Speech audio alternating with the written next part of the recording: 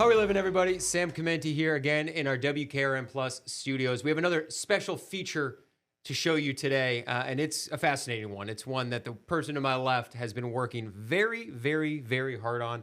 Introduce, I think for the first time, because I don't think you've ever been on any of these before. No, I haven't. This is all very new, so Yeah. it's not, I mean, you're still one of the first people to Yeah. be behind this podcast mic. This is Jessica Barker. She's a digital producer for us here at WKRN, and she's been doing extensive research into something. If you know about it, you know about it. Like, you have a lot of theories and ideas about what's happening underneath.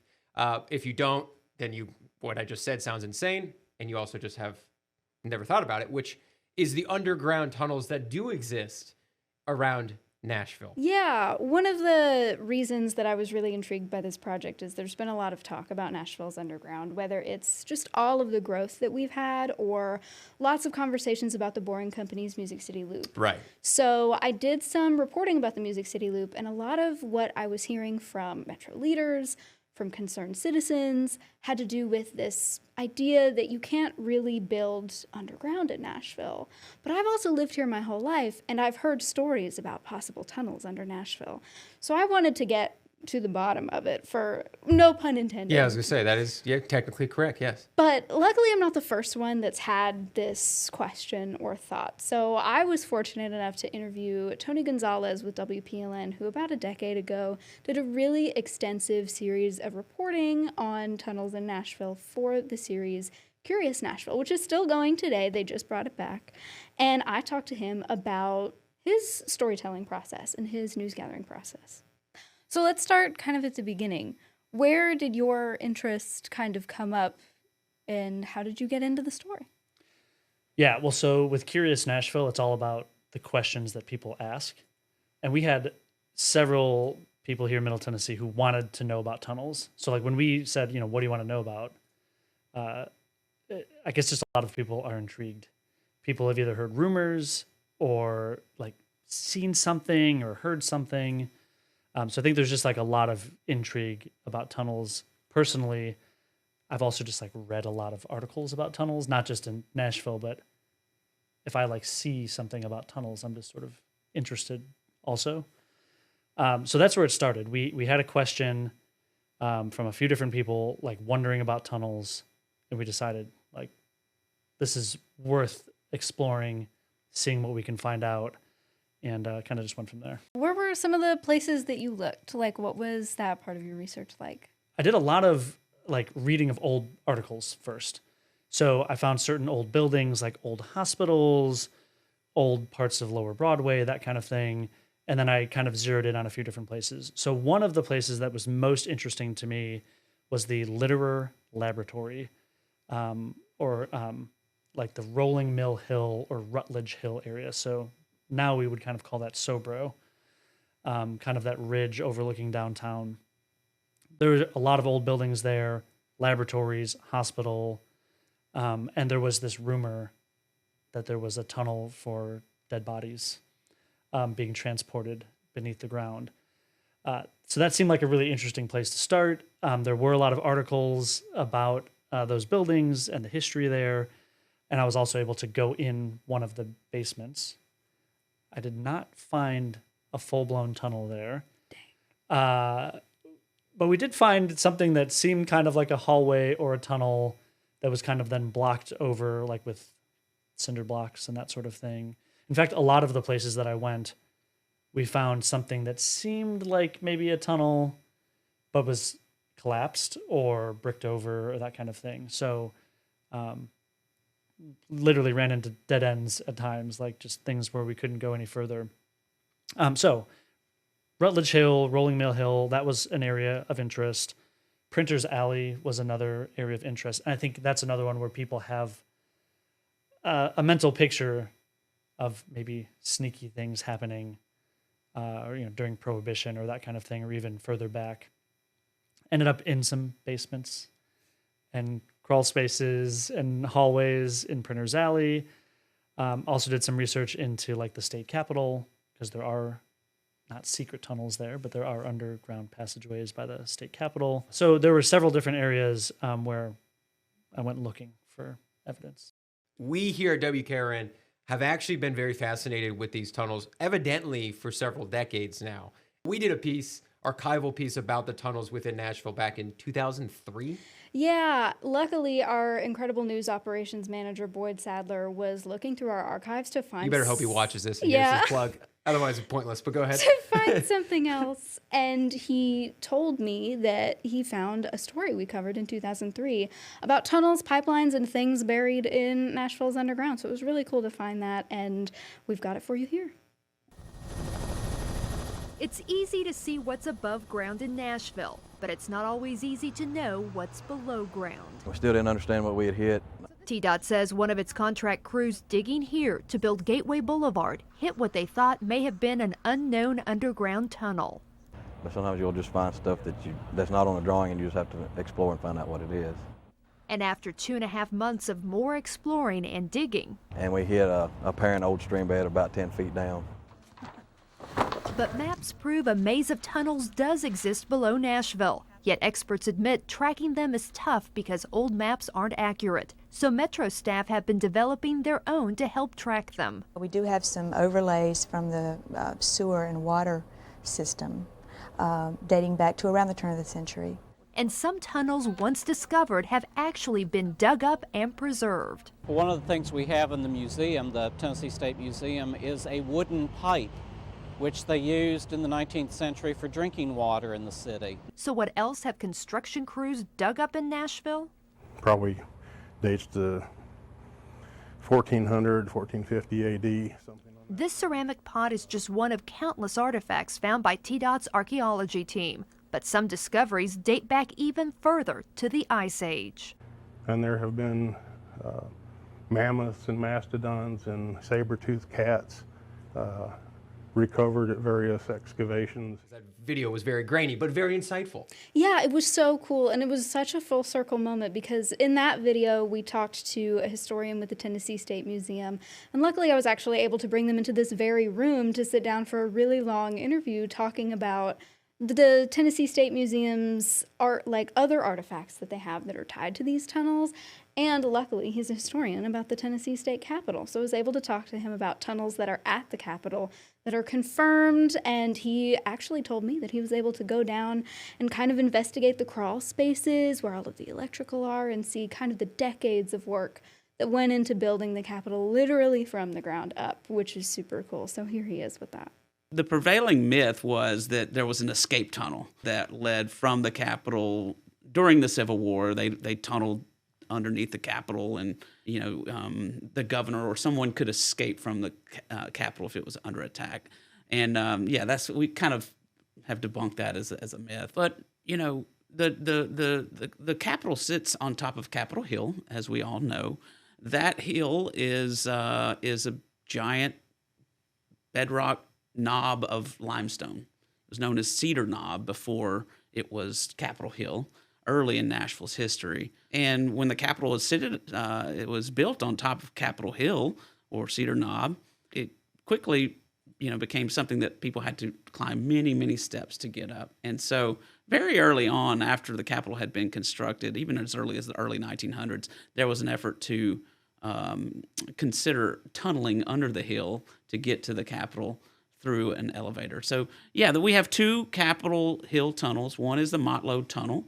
The other one was built in 2018, and that connects the Cordell Hull building, which is the legislative offices, connects that as a pedestrian path to the Capitol, state Capitol, and can take an elevator straight to the second floor and get all the way to the legislative chambers. So much more convenient than climbing hundreds of steps every time. Yeah, imagine if you're a legislator or a citizen, anyone who needs to come to the Capitol, and maybe you're not able to walk or you have a cane. Trying to get up those many steps of Capitol Hill is tough on anyone. So it was something that once the technology was there to have a tunnel.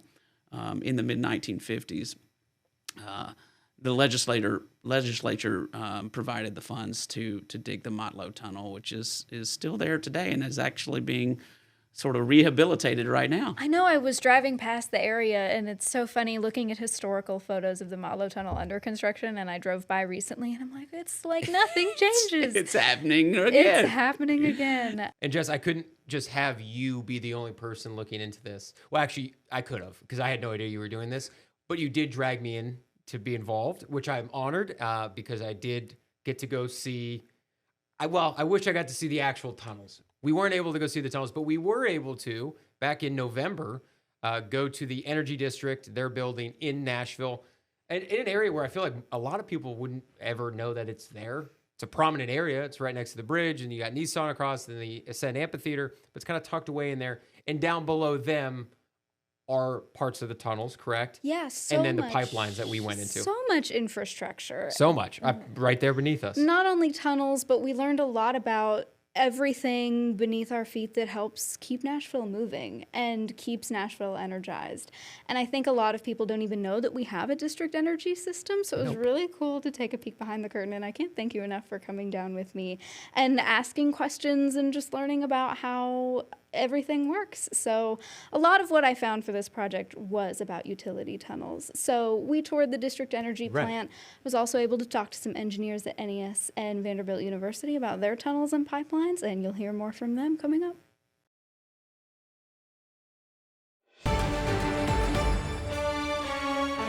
Welcome back. Jess teased it right before we went to our break here, but we got to look at this very intricate system of pipelines right beneath our feet in Nashville that people aren't aware about, mostly managed by the Energy Utility District, Metro Water. A lot of utilities, as you've said, that are in control of these pipelines and tunnels today, probably for the best that the adults get to handle all that. But we got to take a closer look at an area that helps power pretty much all of downtown Nashville and all of those buildings that we love. So take a watch. Have you ever wondered where Bridgestone Arena gets the power to keep its rink icy cold? I mean, where's that chill coming from? And how does it keep going day in and day out? Tucked along Peabody Street near Ascend Amphitheater is the answer to those questions. This is a hub for steamed and chilled water for 42 buildings, businesses, state buildings in the downtown area. So this allows them to have heat and chilled air and water without needing to build that construction on their own. Kevin Schmidt is a spokesman for Metro Water. Yes, water needs representation too, and Metro Water works in collaboration with Metro's Energy District to provide services we likely never think twice about, like air conditioning. Bridgestone, Nissan Stadium, the Ryman, the Capitol Building, all of those places are big-time customers. Understandably, their usage depends on how popular they are at that moment in time. You think about a place like 5th and Broadway, where you have a lot of bodies in there. That's going to increase demand for cooling. And it is very dependent, too, on what is happening in a room. If you are in a location such as the Ryman, where people are there for a concert and you're sitting down listening to a concert, you're not generating as much heat because you're just sitting there enjoying the concert. Metro's Energy District has around 97,000 feet or more than 18 miles of pipeline that carries steam or chilled water to the bustling downtown spaces that need it. Their building itself has the capability of powering at least 1 million square feet of the downtown corridor. I got to see up close how elaborate and loud it all is. This is where our chilled water condensers are. So on this side of the facility, we are chilling that water and delivering that chilled water to our 42 customers. If it's ever quiet in here, does that mean it's Armageddon or what's gone wrong?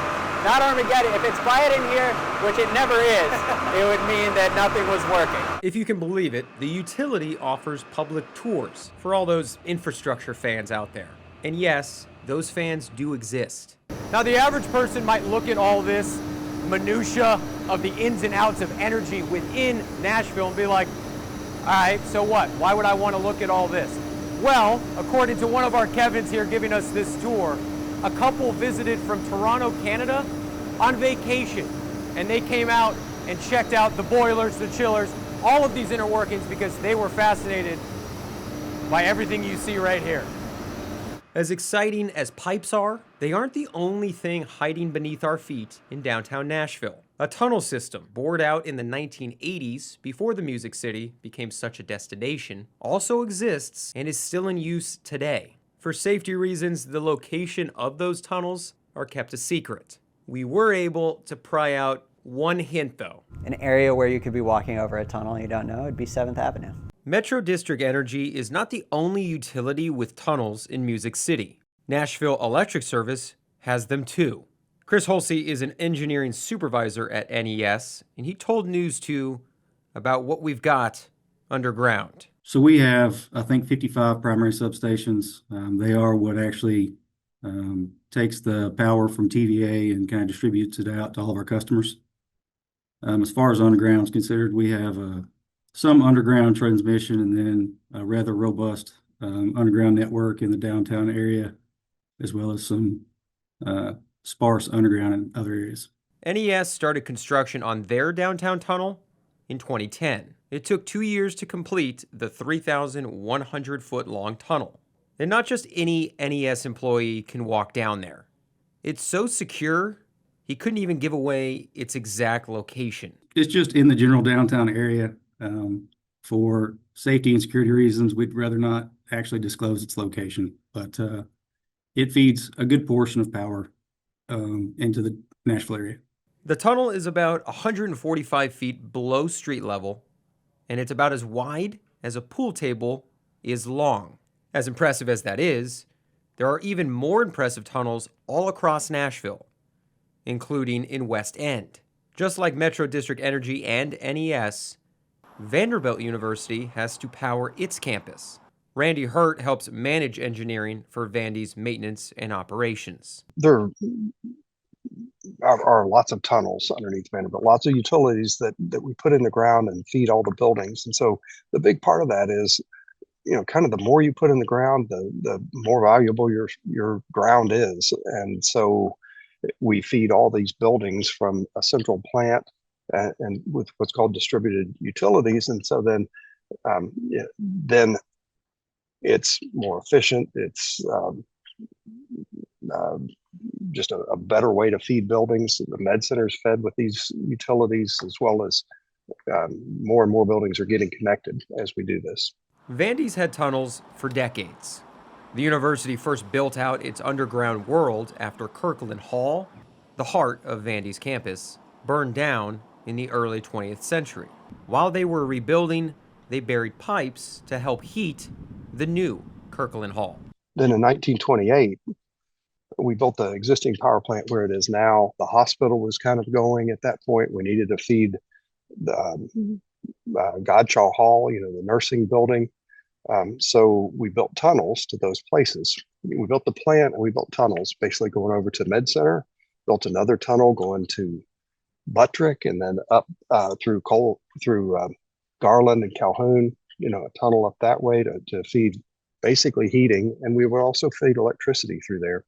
And then another one through Cole Tolman and McGill. So that was our first tunnel network of steam pipe that went that way. And when Vandy expanded decades later, their tunnel network did too. In the 80s, we bought Peabody.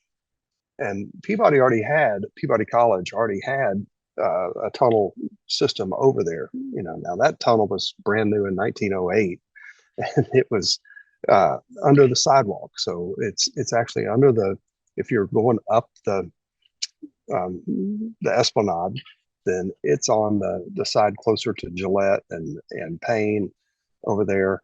There's a big sidewalk. Well, with a lot of effort, you can take the top off that sidewalk, and there's a tunnel there that maybe it's 4 feet tall, and 4 feet tall tunnel is not too great. That's pretty tough. But it gets deeper in some parts where you can actually stand up, but it's not very walkable, and we've kind of abandoned it in place, frankly.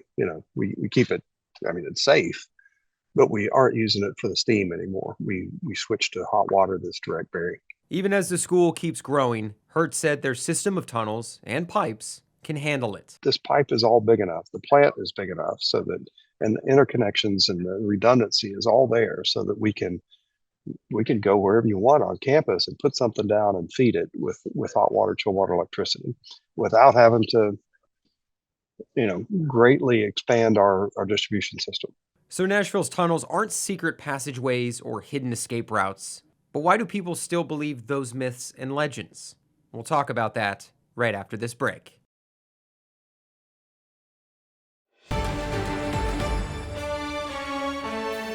Before I roped you into this story, did you have any questions or curiosities about Nashville's tunnels, or what had you heard beforehand? I had heard nothing, Jess. I hate to say it because I didn't have any questions because I didn't even know it existed. If you really think of it from a grand scope, I'm sure a lot of major cities today, beneath them are these intricate tunnels that people just don't realize are there because they go back a long ways. My question, though, in learning some from you, learning some in these interviews we got to do, in these tours that we got to take, is before the Music City became the destination spot, is like, how easy was it for the average person, us? I mean, we didn't even get to go in there, which is to this day one of my biggest regrets in life. Got to hold on to it forever that I didn't get to go in the tunnels. Maybe one day. Maybe one day. Maybe this will push it to make it happen. But I'm very curious just how easy it was for people 1980s prior to just go into a tunnel, maybe by accident. They don't even realize what they're doing, and all of a sudden they're in a tunnel. Yeah, it's so funny to look back at a lot of these archival photos of Metro Water Service's old sewers and the Motlow Tunnel and other tunnels near the Capitol building, because they started out at the surface level. So it really looked like you could just walk along the street and then walk into one of these tunnels. It'd be freaky to have that happen. Right? Which is so crazy to think about today. And it's also so fun because in the same footage that we just showed you from Vanderbilt University's tunnels, the employees in that video talk about how there's graffiti down there from students in the 1960s, which is just so fun to see. And a lot of it's super dated. I think one of them said, "Disco's dead," which is so funny because I was a Vanderbilt University student. I had no idea a lot of those tunnels were there. I had heard legends about underneath some of the academic buildings, but I had no clue. And I think one of the most enduring pieces of this story is just how many beliefs people have about these tunnels and how kind of alluring this entire idea is. So one of the questions that I asked every single engineer, every historian, everybody that I interviewed was, why is it that you think tunnels inspire so much curiosity and inspire so many myths, and why do people still believe a lot of these myths and misconceptions that even the historian Jeff Sellers, who I talked to, was talking about, these fabled escape route tunnels from the Capitol. And we know, we've just watched an entire special about how all of that's not true, but there's such an enduring idea. It's Shawshank Redemption. That's just what people do. Not just saying it's because of that. But the concept of tunnels being escape routes, being ways that people could navigate. You have the French underground, you go into World War II, and that's how they had a resistance movement, is all through the tunnels of Paris, which is, I know there's very extensive tunnels in Paris. So it's just like the mystique of it, I would think, because there is truth, I feel like, in a lot of people's theories, but they ultimately are so far-fetched, or people just roll with it too much, and they think, yeah, there's an escape route out of the Capitol, which might not be the worst idea, if you really think about it. You know what's so funny that you say all of that, because I asked everyone that I spoke to, and we're about to hear from some of them, and they said a lot of what you said, which is that the truth is mixed with legend, is mixed with time, is mixed with just the pure intrigue of an underground world. So we're going to hear from them now. It's not something you see every day. It's a little, I guess, different than what most people are used to, and they don't really know a lot about it. So it probably intrigues more people. It's hard to prove that something doesn't exist, if I could say it that way. It's like, my reporting, other reporters have gone looking. Just because I didn't find like the ultimate tunnel to the river doesn't mean that it's not down there somewhere else, or that it maybe was down there in history. So I think, some people just want to believe.